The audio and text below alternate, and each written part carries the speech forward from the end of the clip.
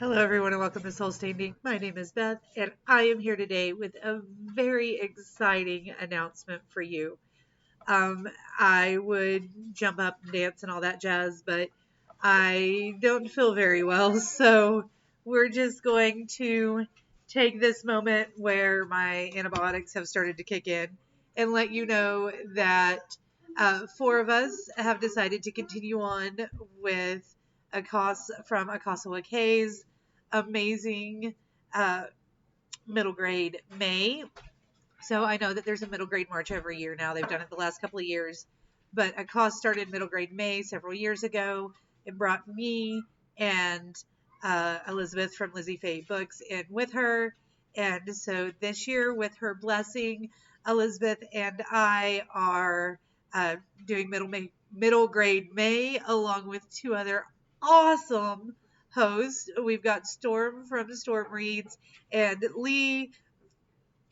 Yep, that's right, Lee from that other channel. I didn't write it down. I'm sorry. I will have them linked down below, hopefully. So we decided that the theme for this year's middle grade May, which starts on May 1st and goes all the way through the end of the month, is going to be family. So if you read one middle grade book, whether or not it has a family in it, you have participated in middle grade May. Good on you. I hope everyone reads at least one middle grade book. If you're me, the entire month is going to be dedicated to, hello, tiny child, being attacked by tiny children, but also to middle grade books, which I absolutely adore and read all the time anyway. Um, did you know that there is not a degree program in America that allows you to get a PhD in middle grade literature? Yeah, there's a couple of classes here and there across the world, but there's not a doctorate path for that. Anyway, that is a thing that I found out. We're trying to figure out if I decide to get a PhD, it'll be in middle grade lit, if at all possible. So we're trying to figure that one out. But that's not what you're here to talk about. You're here to talk about family. We have a prompt for every letter. You do you, boo. You don't want to use the prompts, don't use the prompts.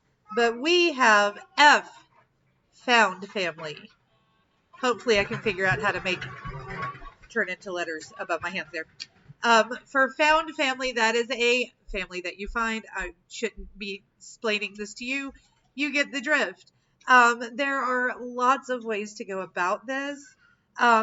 My book that I'm going to tell you, I just finished reading, so this is not one that I will be reading in May, but this is a brand new 2022 release by Margaret Peterson Haddix called The School for What Nots by Margaret Peterson Haddix. Now, this is about a little boy named Max and his best friend Josie and their classmates, except what Max doesn't know is supposedly everybody in his school that he has grown up with are all just really amazing robots. They're really not, though. Not all of them. So it's about Josie not being able to tell him who she really is, and about them losing each other and coming back together and finding a family together, as well as bringing Max's own family closer together. And I highly recommend that you read this one. Now for A, we have adventure. Can you say adventure? Okay. Adventure. Are you growling at people now? No. For adventure, I want to read Pennsylvania by Stephanie Watson. Now, I've shown this a couple of times and never actually gotten it read. But this is about Zora Webb, who draws all these awesome things, but then when her mom gets sick, everything starts to change, and then her mom passes away, and Zora stops wanting to draw things.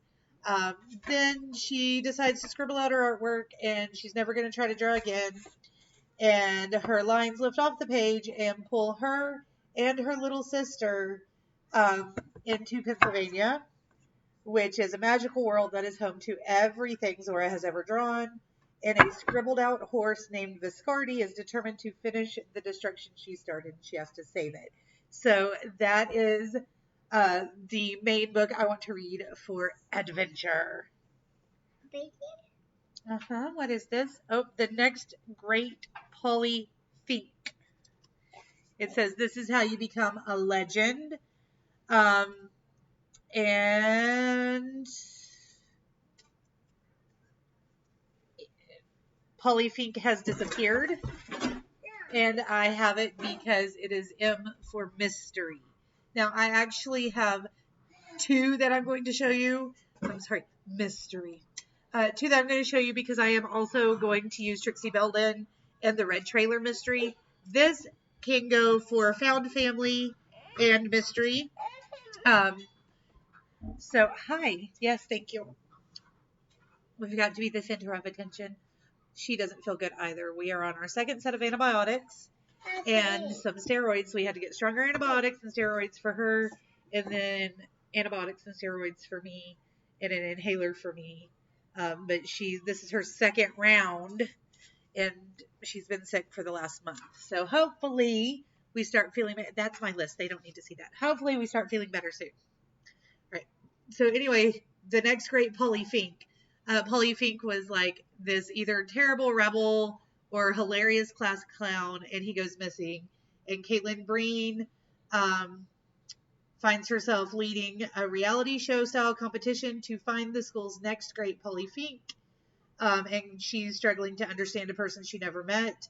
And then she kind of learns more about herself, basically. It says featuring multiple voices, interviews, and texts. This is also from the author of The Thing About Jellyfish. And if you have not read The Thing About Jellyfish, I highly suggest you do. Her name is Allie Benjamin.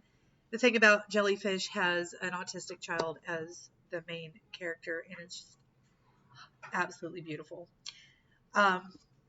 Next, we have The Unteachables. I'm sorry. I'm not showing you my TBR. I'm giving you our So we had Found Family, Adventure, Mystery, and the I is Indigenous. Now let me see if I can find. Oh, there we go. I have the Jungle Book. The Strength of the Wolf is the Pack. So this is Found Family. I'm also using it as Indigenous because Mowgli himself is a native Indian. I had a book of Native American short stories, but I gave it to my nephew to read. So I don't have it on me, but this one can be used for that. They are not indigenous to America, but it is an indigenous story. This one works for that as well. The Boy, the Wolf, and the Stars. This is also a fantasy, but it is based off of some indigenous beliefs. So this one is by an Australian author, Siobhan Plaza. Right. Then we have Large Family. Now, for Large Family, I'm going to get a copy of the Pinderwicks or listen to it on audio probably because Elizabeth over at Lizzie Faye Loves Books, she's going to host a read along for the Pinderwicks, and we're going to start with the first book in May, and then she's going to continue on with that. I don't know if I'm going to continue reading all of them, but I've never read any of them, so I'm going to go ahead and read book one with her and hopefully a lot of you guys while we do that. So that is Large Family for L. You can also use Trixie Belden as Large Family. Trixie has two older brothers, a younger brother, and her moms and dad, plus Honey and her parents and their nanny or governess, I guess, stable hand. It's all found family, large family. It's very family. All right. And we also have You. I don't know why it came out like that. You, as in you right there. A book written in first person. So that's our Y.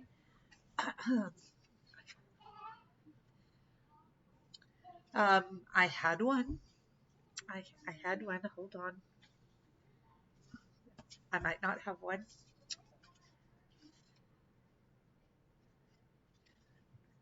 This one. Yeah. the Guggenheim Mystery, which I was going to read in March and didn't get around to. This is sequel to the London Eye Mystery by Robin Stevens. I'm hoping to find the London Eye Mystery on audiobook maybe and read it and then read this, but they are written in first person.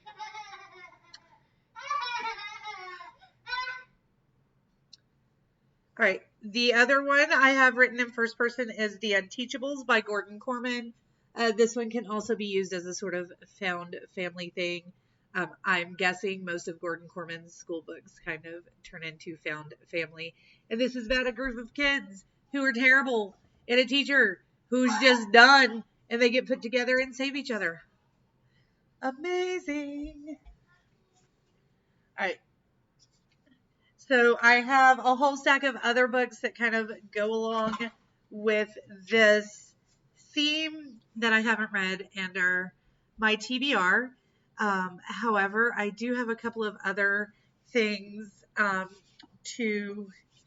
one other thing to show you that I have already read. So let's do that one first. This is Finding Esme by Suzanne Crowley. This is a younger middle grade book. And in this book, Esme is hiding under an old abandoned tractor on her family's peach farm. Her grandfather passed away. Like, she lives with her grandparents. She and her little brother live with her grandparents. Her father is missing. He's kind of a flighty individual. Her mother lives with them, but is kind of off on her own little world most of the time. And they live in this small Texas town. Her grandmother Bee just takes care of everyone. And her grandmother has the gift of finding things. Esme is kind of learning that she does as well. And it's all about like her family healing and coming together. And there's also dinosaur bones. So this is absolutely beautiful. I read it with Elena at the beginning of the school year, and we both loved it. All right, so then I have a stack of 5 other books that I have not yet read. Excuse me. I have not yet read that I intend to work into middle grade May. We're also, I think, going to attempt Book a Day in May again. Elizabeth and I do that every year, and we are going to try it. So let's see how that goes. One year I read like 40 books, I think, and another year I read like 36, and Elizabeth always reads like 50. And I'm just like, I don't understand how'd you do that? But anyway, the first one I'm really looking forward to getting to in May is Property of the Rebel Librarian by Allison Varnes. And this is about a girl who follows the rules, plays flute and honors band, spends her spare time reading. Nobody calls her a rebel until her parents decide to take strict parenting to a whole new level. And it starts with one book that they tell her is inappropriate. And then what follows is a massive book ban at her middle school. The librarian, the books, and a promised author visit is all of a sudden gone. But then June discovers a little free library on her walk to school. When her classmates realize she has access to contraband, she becomes the secret most popular girl in school. And a reading movement begins at Dogwood, which could either destroy June or gain enough power to protect the one thing she cares about most, the freedom to read. This is written in first person, so this is something you could use for the why. This is also about family dynamic, so it goes right along with our overall theme.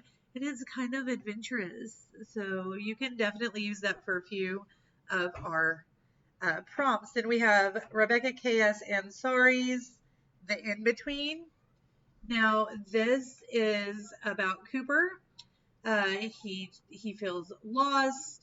His father left their family, and he's become distant from his friends. His little sister always annoys him. He's completely fed up with the rich girl who moved in next door.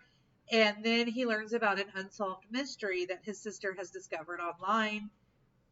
There was a deadly train crash that occurred 100 years ago. And there was one boy that was never identified from the wreckage. He had a really strange insignia on his suit coat. Nobody had ever seen the symbol before or since. and Jess says she's seen the symbol, and the girl that lives next door has that symbol on her jacket. So they start like checking it out, trying to figure out what's going on. Cooper and his sister become closer, obviously, and they have a dark and twisty adventure about the forgotten among us and what it means to be seen. I'm excited about this one. I'm excited about all of them, but I'm excited about that one. Then we have Bernice Butman, Model Citizen. This is by Nikki Lenz, and it is subtitled Even a Bully Deserves a Second Chance. And the first line is, when you're a Buttman, the label bully comes with the territory, and Bernice lives up to her name. So that is the first line of the summary.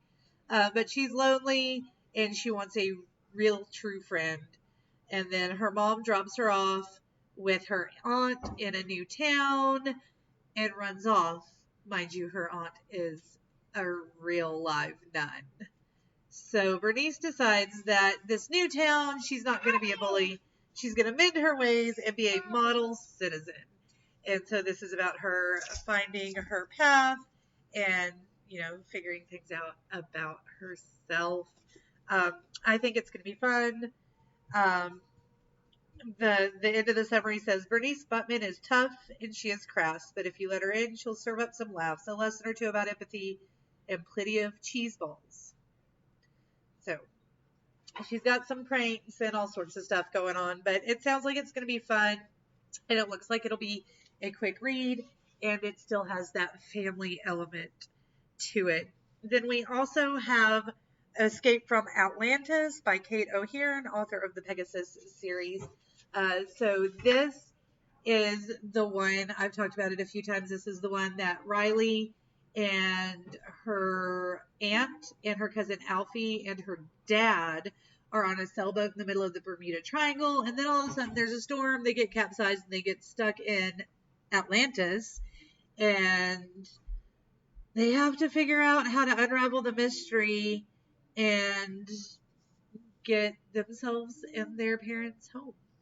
So this is about coming together as a family and, fantasy in Atlantis. Or is it fantasy? Is Atlantis really out there? Did the author actually go and come back and tell us what to do? I don't know. But that would be cool. The last one I have to show you guys is The Violin Case by Diantha Warfel. Now, I've mentioned this one a few times as well. This is another mystery that I was completely going to read in March before everything kind of blew up.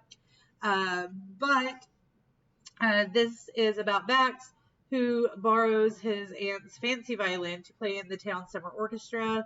He's its youngest member, and right away weird stuff happens. And somebody keeps trying to steal the violin from under his chair. And he's trying to figure out who and why. So Bax takes him and his friend Kip and their classmate Susan on an adventure in a fictitious desert town that sounds a lot like Las Vegas, Nevada. But it is based partly on a real theft that took place after World War II. This case did not actually happen, but it is based off something that did. And it was published in 1978, which I think is awesome because it sounds like so much fun. And I have so many books that have been published in the last couple of years on this list that I'm really looking forward to getting in with the Penderwicks and Trixie Belden and Bax and his buddies for some classic middle grade lit. Before the term middle grade was even a thing, because this would have been a children's book back then. So anyway, that is what I have for you guys. And I know that this video is so much longer than what I normally put out. I do apologize for that. But I'm so excited about middle grade May. I hope you guys are going to join us for it. It's going to be a riot. I'll talk to you again soon. Until then, stay safe.